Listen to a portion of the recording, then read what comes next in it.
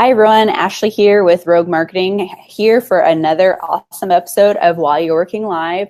Thank you everybody for tuning in. Today's episode, I have two very special guests with me, one of which you've seen his lovely face here on the show a few times before, Chip Rosales. Thank you for joining us. And we also have another awesome guest with me. He is somebody I have the privilege of working with quite frequently here at Rogue. He is Rogue's senior digital strategist, and he has a passion for everything content marketing. He is our genius writer on staff, and so we are really excited to have him on to talk about episode 27's topic, which is content marketing going through a metamorphosis? There have been some interesting stories in the news lately, one of which I shared in our post. Hopefully you guys got a chance to read that about IHOP. And today we want to talk a little bit more about if content marketing is past its prime, what is going to be taking its place? What can us marketers do to replace that content is king mentality? And how is it that we can shift our focus into whatever it is the new focus is going to be? So today, Jared's going to speak a little bit more to the IHOP story specifically because he has some interesting takes on that. And Jared, do you want to tell us a little bit more about yourself? Yeah, you had a great intro there. I appreciate that. I'm a senior strategist here at Rogue, and my job is helping organizations to find the goals that they're trying to achieve and help them plot a course to that goal. I started in content, quickly transitioned to content strategy, and that's developing into more of a business strategy area. And so I'm cobbling together a lot of different areas and needs that clients have and interests that I have into one great big, hopefully, superpower. I definitely think it is a superpower of yours, so I'm excited to talk to you a little bit more about today's topic. Chip, I already gave you a lovely intro, and our viewers, I'm sure, are just super excited to see you back on the show with us this week. I know we had James last week, so what's been going on with you lately? I'm super glad to be here. I actually want to just kind of maybe extend my welcome to Jared, but also just maybe a little extra for the viewers. This guy is our resident Spartan. So this guy is out and about all the time doing those crazy obstacles, getting dirty literally. So that's a pretty exciting thing. And I'm actually looking forward to one of the other superpowers of Jared is that he is a really great storyteller. He's always got a good metaphor. And so I'm actually looking forward to seeing what metaphors he might share today. Pressure's on. The pressure is on. All right. Well, thank you guys so much for joining us. We're going to get into today's topic. So the first thing I wanted to start off with is the IHOP story. So if you are not familiar with that and you're tuning in right now, IHOP recently had a little bit of a stunt, if you want to call it that, or we could call it a genius PR move. But we're going to dive into if it really was just a genius PR move or if there was a little bit more depth to what it is that they did. Jared, you're the one that originally shared this article with me, and would you like to give our viewers a little bit of a synopsis on what it is that IHOP did, and why do you think it's important for us to focus on this in the conversation around content marketing's metamorphosis? Right, yeah, so it's a great question. It's a very interesting story. So IHOP flipped the P into a B, became IHOP for about a week, generated a lot of buzz for a week or two around what that B might stand for and what this rebrand might be. And, it really plays into a lot of the industries that are struggling right now.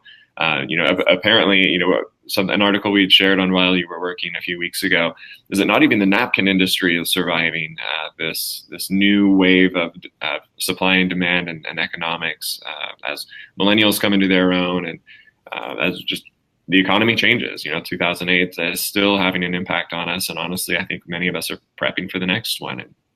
And so in that vein, fast casual dining is really struggling. They're facing some major challenges. We saw Applebee's try and do a new brand, a quasi rebrand with Club Apple, which also had, a minimal impact there. And now I'm going to be honest, I didn't know that was actually a thing. I know we've joked about it in the office before, but I didn't know Club App. So that's good to know. Thank you. They're certainly, they were trying to appeal to, that broader audience and that broader, that trying to be hip and cool, if you will. But I mean, it's a family dining area, like how is Applebee's going to be hip and cool and innovate itself? Some companies are doing it well, some aren't. And now IHOP is facing that same problem. When your name is pancakes, but you can't sell enough pancakes to grow. What next? What comes after that? And so now they were trying to push into burgers. Interesting thing about that is they've been selling burgers for years. So what's next? And so we wanted to. I was interested in taking a look at this IHOP story to see, is it more stunt or more genius? Right, because traditionally with content marketing, at least within the last few years, what the conversation has been around is, content is king. Content rules because it can be that evergreen medium that you use to build up your brand online. While it's a long-term play, it is one that is a good foundation to build your brand upon. So looking at this IHOB PR stunt, I think that's what you're trying to get into is what does this stunt really do to you or do for you in this new generation of content marketing, if you will? Right. So as we take a look at what was going on there and what they were trying to achieve, their foot traffic was down. They haven't developed a delivery system like perhaps Pizza Hut or some other restaurants have these days, and they knew they weren't going to grow by selling pancakes. So they needed to have a roadmap to get more people in the door, more people buying their pancakes. So it's interesting that they chose PR as the means to do that. It means that they needed a roadmap to know what buttons to push and levers to pull. And so if they chose PR, what's the end goal of PR? It can only be impressions, right?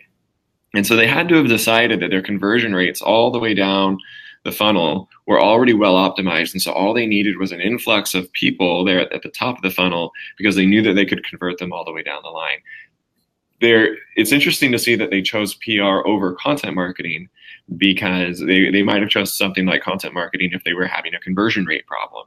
If they were trying to get more people to go from their coupons and their online social media presence to come into the store, that wasn't what they chose. And so, seeing PR over content marketing, it shows us that organizations are having problems that content marketing can't really solve. And we've always known that, but the general sentiment around marketing for years is, as you had said at the top of the show, content is king. Well, is it really king, or is it one lever to pull? And when do you know when to pull it? And so as we saw the result of what IHOP did, in the weeks after, there's been some analysis to see if it worked. And the answer is actually no. It certainly got way more attention. The goal of PR worked. The goal was to get impressions. That's all you can measure for. And I think that it's interesting that a lot of CEOs, maybe CMOs, might even be saying, hey, we pulled that stunt. We did the rebrand. Where's our revenue? That's not what PR equates to. And so, perhaps if I had been in that CMO seat, would we have looked instead at a conversion rate issue instead of a volume issue? And it's interesting to see where brands are choosing to put those efforts. And IHOP didn't go for content strategy this time or content marketing this time around. Yeah. And I also want to say that I think sometimes PR is an appealing stunt because it does get you those impressions right off the bat. And I'm sure there were some additional, maybe minor amounts of foot traffic right off, when they were doing that. But I think that even though it gives you that short-term benefit of seeing something happen, which would be the impressions, is it going to still produce that same long-term effect as content marketing will in the digital sense? Or is this just going to be the new way that people are going to move into branding their companies? Because I think digital marketing has been under a little bit of a scrutiny lately on, are we going to be able to have all that data to be able to target as many people as we wanted to with our efforts? Are we going to have to move into more PR plays like this? I also wonder about the what's next component. The idea that this PR stunt, let's say it worked and it did its job. But I think part of what Jared might allude to is this idea that there is a roadmap, there is a journey that someone wants to be on or needs to be on. And what's next? You did this amazing PR stunt. Now what? Right. Yeah, I think to answer your question, Ashley, is it going to have the same long-term impact? I think that there's going to be a certain search engine optimization impact. They got a lot of good links. There's going to be, earned media going on, which is absolutely true. But, part of the problem that people have faced with content marketing is that they relied so much on their blog posts and on their videos to do all the heavy lifting for them, when it's really just one component down a series of steps.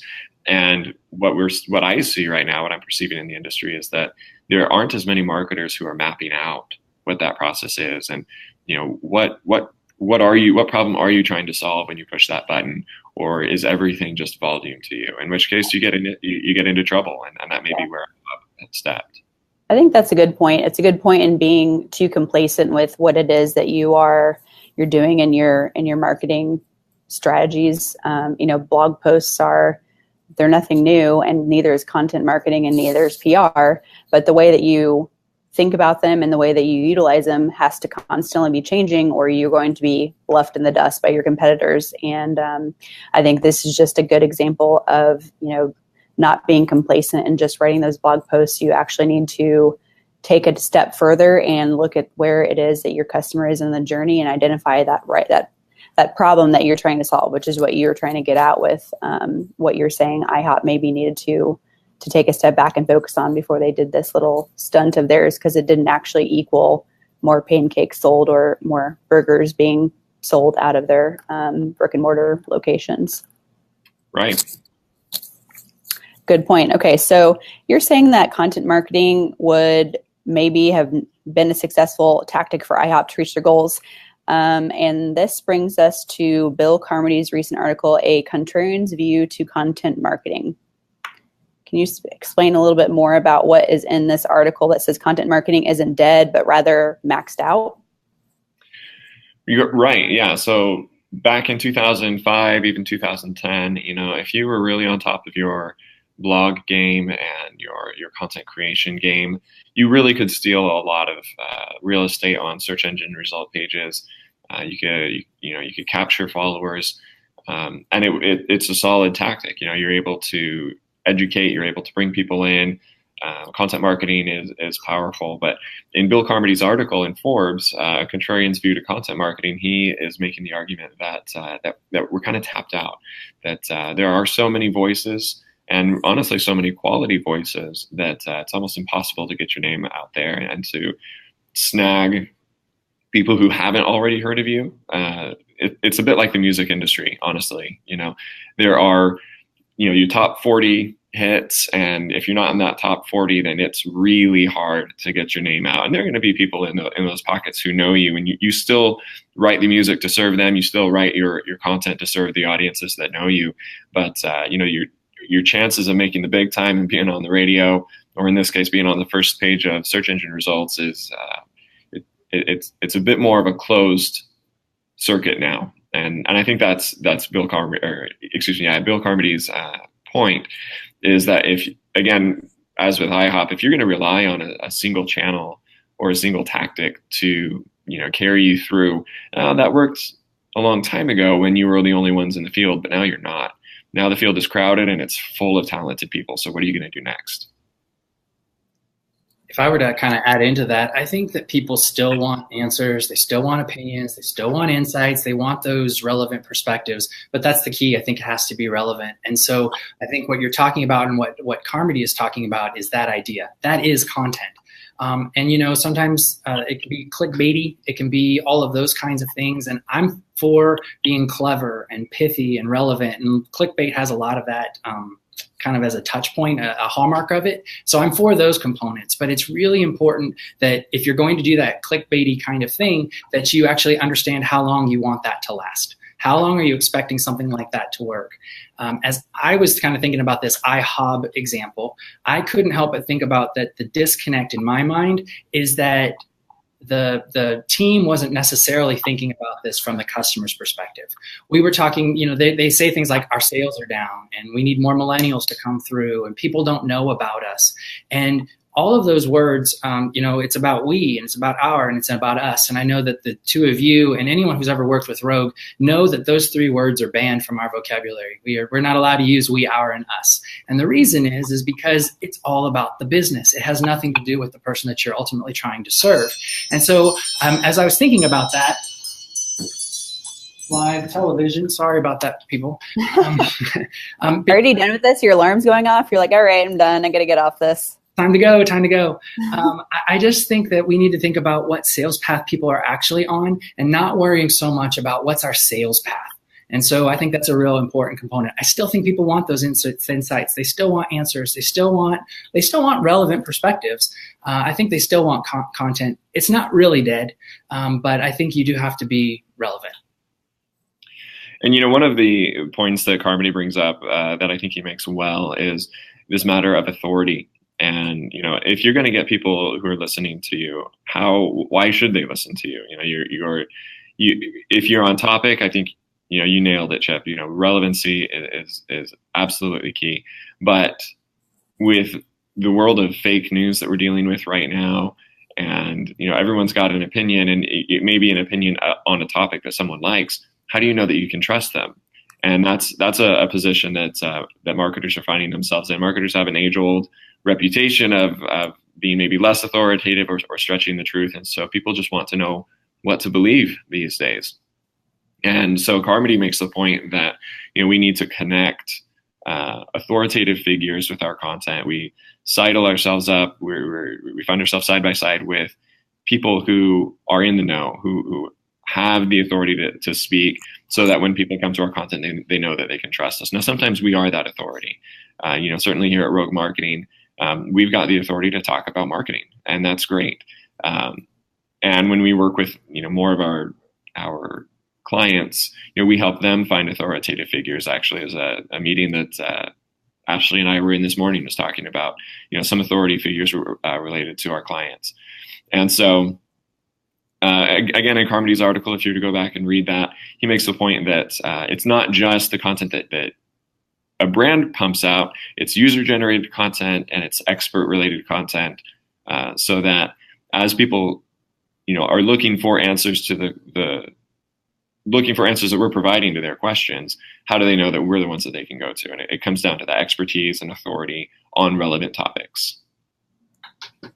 I'm sure that's kind of what iHob was attempting to do, is to get into that that user-generated content style, social media, social proof advocacy kind of way of being the cool brand and being the one that does these stunts on social media and get people talking and get that UGC up and going for them. But how scalable are these tactics? It might work for a short period of time.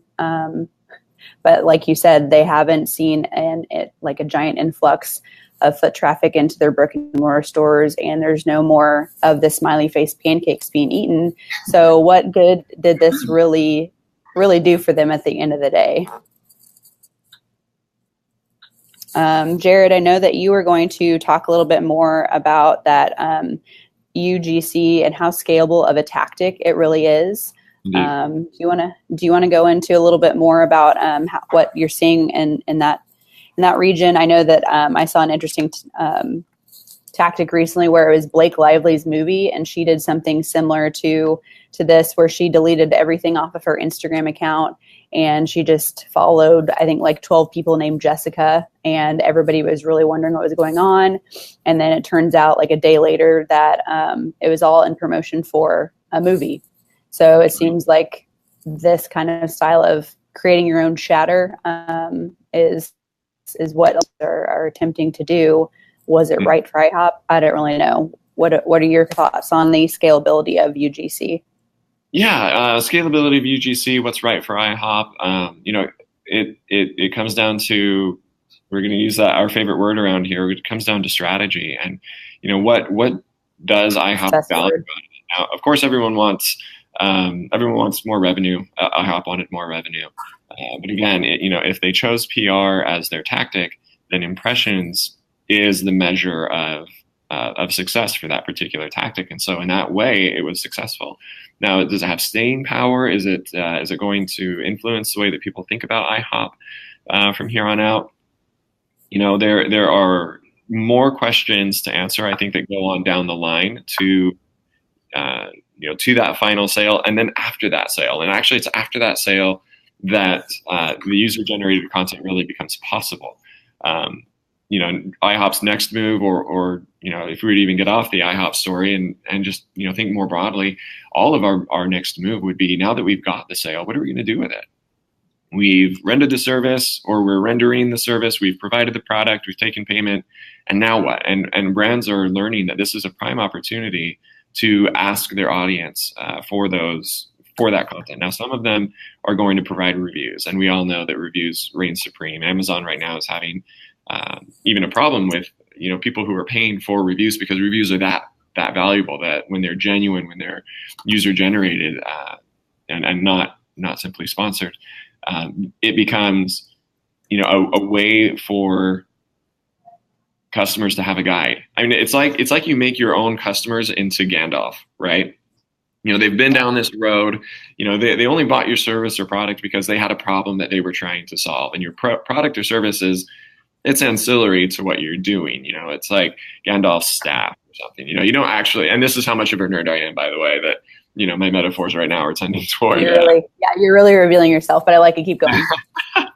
But when you've got your users who are guiding, your other potential customers down this journey, and it truly is a customer journey. They're the ones that are saying, "Come this way." This makes it so much easier. I've been there. I've solved that problem with X, Y, and Z service. And that kind of content, is that scalable? I think so. And brands are learning more and more how to scale that kind of content. It takes longer to generate. It's harder to do, but that doesn't mean that there can't be a process for creating it consistently. I think it's a case of quality over quantity with that stuff. Mm-hmm. I think you said another word that was really interesting too. I think content is scalable when it's genuine. And you talked about the genuineness, and even the staff of Gandalf. It's tried and true. It was steady. It's all those things. It was genuine. I think if you're giving voice to what your business is already saying it believes, and you're genuine in that, I think that is scalable. I think you can do something with that. I think where we get into trouble is that content has become this thing where it's like this. It's a battlefront that somebody is trying to win, and we're trying to win this front. And I think if we could just kind of shatter that and say that's not really what you're after, that's not truly what you're trying to do, overcome that paradigm that we're in some sort of a war and content is the battle that you have to win. I think genuine, what's the word I'm looking for? Being genuine is the right answer, right? And I think that is scalable. Not doing it for Google results. If you're writing a blog post or you're creating something that you're like, oh yeah, this is going to get me on the first page, I'm going to be in the top 3 results, this is going to be great. If that is your only mindset, you're probably going about it all wrong. Absolutely. I think the anchor is always going to be, how do you get back to your values? Who is it that you're serving? I think if content ties to that, then you're doing a great job. And sometimes that comes across, or it sounds like it's super touchy-feely, but I really think that is the crux of what is going to resonate and what's going to move somebody. You have to know who you are, who you serve, and if you really think about just who you are and who you serve, there was a reason that the business came into existence. There's a reason that IHOP started down the path it did. And it was to solve some sort of a problem. It was to make some sort of a positive difference. And I think where it kind of gets this disconnect is like now what it was out there to solve and how it was supposed to be making a positive difference. Even the little happy face, right? With that bacon smile. So great. Smile. But it told you something, right? That was the positive difference. I just don't know where that is with the hamburger, right? And so I think that's where it is. It doesn't feel as genuine as they probably intended it to. And I think if we can always come back to that, knowing who you are, who you serve, and that remembering what that problem was that you were looking to solve and how you were making a positive difference, always in PR, always come back to that message. And I would say that's probably where the disconnect really happened. And I think that the chatter around IHOP really highlights something that I'm going to toot our own horn here at Rogue. This is why we're not just a PR agency. This is why we're not just a social media marketing agency or paid ad agency. People came to this and said, "Hey, did the PR stunt work?" And there's very laden meaning in the word work. And if you're relying on any one thing to do the whole job, that's not strategy. That's not the way you go about it. You understand where these tools work. You don't buy a hammer and think that you're going to be able to chop wood with it. You buy a hammer in order to serve a specific purpose. And you need to create all this content with authority, with that genuineness. And then what? There's more to it. There's more conversion rate optimization that needs to happen from there. And so that's probably my side of this whole take. If I were to wrap that up in a bow, is that there isn't one thing that's going to work. And the sooner that marketers and organizations can learn that, the more diversified their portfolio would be. Right. And I think you both hit on this at various points in today's episode. But I think one of the biggest takeaways is just making sure that, before you get into the tactic, which would be the blog post or the PR stunt or the social media post or whatever it might be, is to really take a step back and make sure that you've got your customer journey and the whole journey mapped out in some capacity. So that way where your deficits are as a brand, and that's going to help you figure out the right strategies and the right tactics to tackle, and that's going to get you the results that you need. So maybe IHOP did need impressions. Maybe that's what they were going for. Maybe that's what they wanted. Good for them, because that's what they achieved. But I'm assuming they really were wanting something tied a little bit more to a dollar amount, which translates into smiley face pancakes being sold. So maybe they did need to take a little bit more of a step back and look at where people are at in their customer journey and what they're trying to achieve there with their content marketing tactics. So with that being said, I just want to thank both Jared and Chip for being on today's episode. It was a really great conversation, and I hope all our viewers out there enjoyed the topic we had today. If you have any questions, comments, feedback, please be sure to comment below. We'd love to hear from you. As usual, this episode will be live over on our blog. It'll also have some additional resources, including the IHOP link to the article we've been referencing in today's episode, and a few other articles that I know Jared and Chip have shared with me that are really great pieces to get your inspo up a few notches about content marketing and where you are at with your customer journey. Thank you guys for joining, and we'll see you again next week. Thanks so much. Bye. Bye.